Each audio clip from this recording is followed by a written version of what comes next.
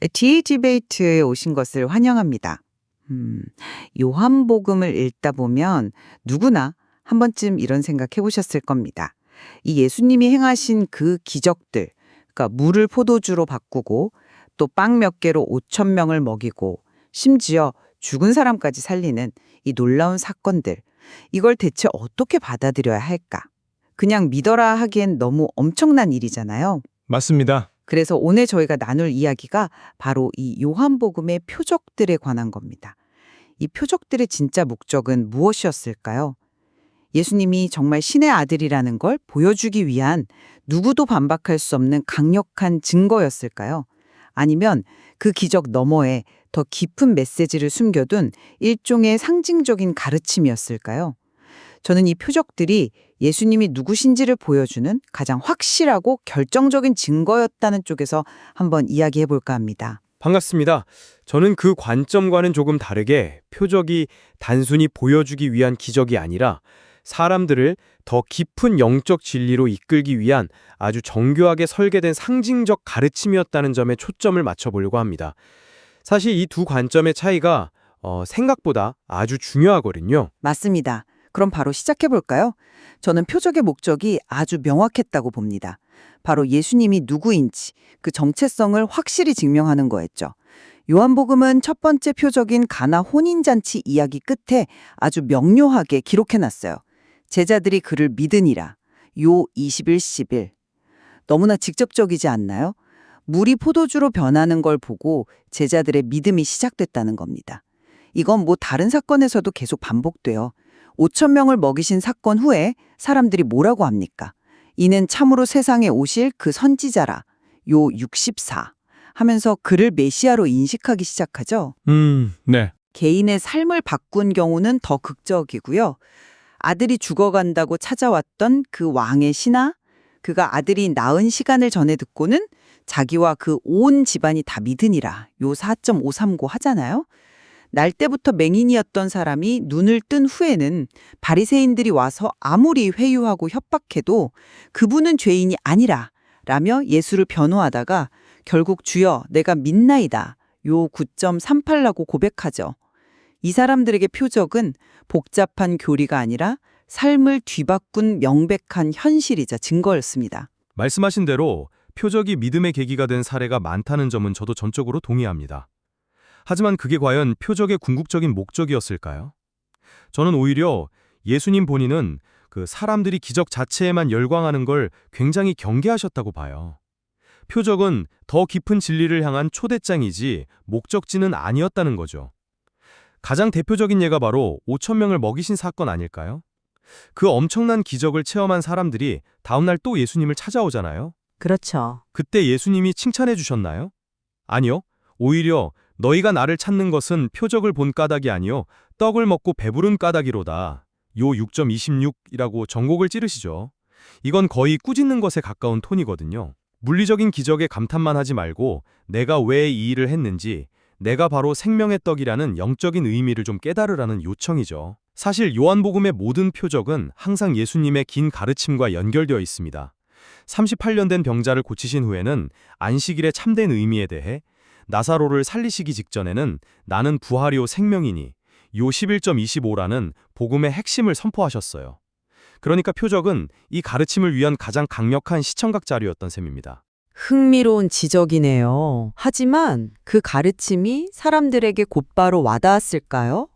저는 표적이라는 강력한 충격이 없었다면 사람들은 애초에 그 어려운 가르침에 귀를 기울이지도 않았을 거라고 생각합니다. 당대 최고의 지식인이자 종교 지도자였던 니고데모를 한번 보시죠. 그가 한밤중에 예수님을 찾아와서 첫 마디가 뭐였습니까? 당신이 행하시는 이 표적을 아무도 할 수 없음이니이다. 요 3.2. 그의 이성을 뒤흔든 건 예수님의 말씀이 아니라 그가 행한 기적, 즉 표적이었습니다. 표적이 신적인 능력에 부인할 수 없는 증거로 받아들여졌다는 걸 보여주는 거죠. 그리고 가장 결정적인 장면은 역시 도마의 이야기 아닐까요? 아, 도마. 네. 다른 제자들이 다 부활한 예수님을 봤다고 해도 내가 내 눈으로 보고 내 손으로 만져보기 전에는 못 믿겠다고 버티던 그에게 예수님이 나타나셔서 뭐라고 하시죠? 내 손가락을 이리 내밀어 내 손을 보고 내 손을 내밀어 내 옆구리에 넣어보라. 요 20.27. 의심을 믿음으로 바꾸기 위해 가장 확실한 물리적 증거를 직접 제시하신 겁니다. 이것이야말로 표적이 가진 증거로서의 힘을 가장 명확하게 보여주는 장면이라고 생각해요. 도마의 사례는 말씀하신 대로 정말 강력한 증거처럼 보입니다. 인정합니다. 하지만 바로 그 뒤에 이어지는 예수님의 말씀이 저는 더 의미심장하게 들리거든요. 너는 나를 본고로 믿느냐? 보지 못하고 믿는 자들은 복되도다. 요 20.29. 이 말씀은 어떻게 봐야 할까요?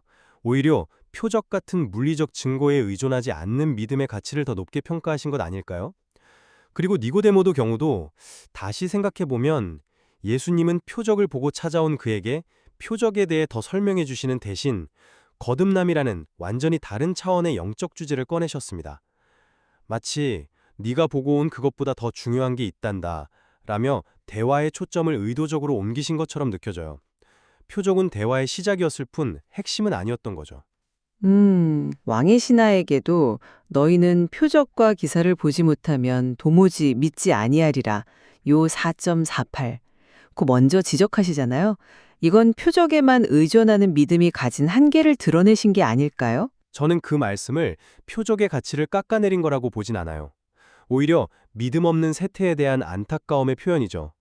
사람들이 표적 없이는 믿으려 하지 않으니까 역설적으로 더욱더 강력하고 확실한 증거인 표적이 필요했다는 의미로 해석할 수도 있습니다. 한번 상상해 보세요. 날 때부터 맹인이었던 사람이 눈을 뜬 사건을요. 바리새인들이 와서 그게 어떻게 된 일이냐, 예수는 죄인이다, 온갖 논리로 그를 공격합니다. 그때 그가 뭐라고 대답하죠? 복잡한 신학 논쟁을 하나요? 아닙니다. 그냥 딱 한마디예요. 한 가지 아는 것은 내가 맹인으로 있다가 지금 보는 그것이니이다. 요 9.25. 이 단순하고 명확한 사실, 이 체험적 증거가 바리새인들의 어떤 논리보다 강력했습니다.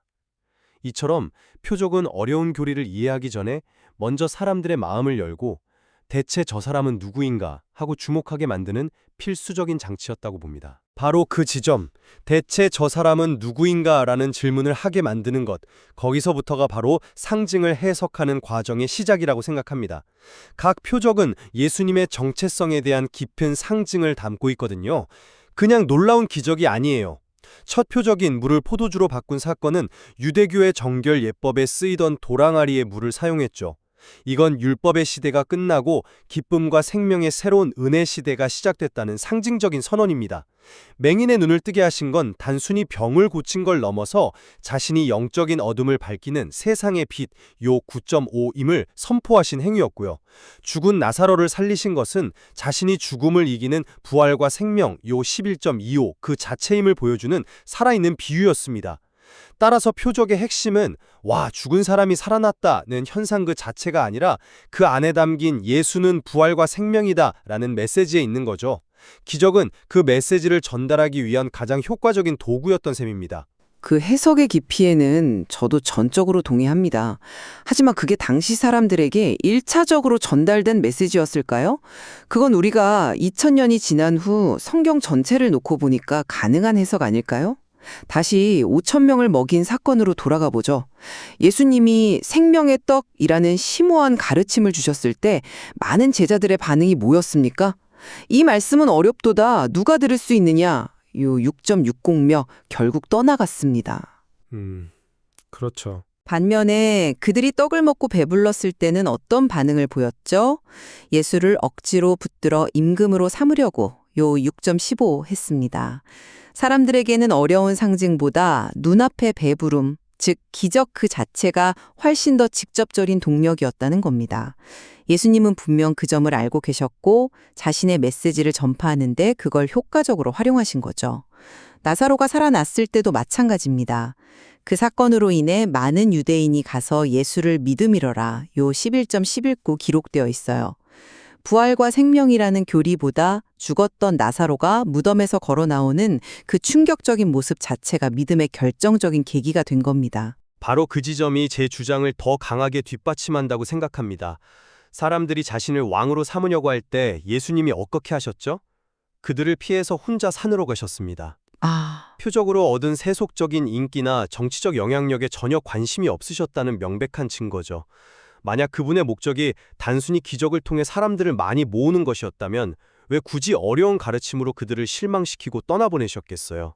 오히려 표적은 그 안에 담긴 진짜 의미를 받아들일 사람과 단지 기적의 결과물만 원하는 사람을 걸러내는 일종의 시험대 역할을 했다고 봅니다.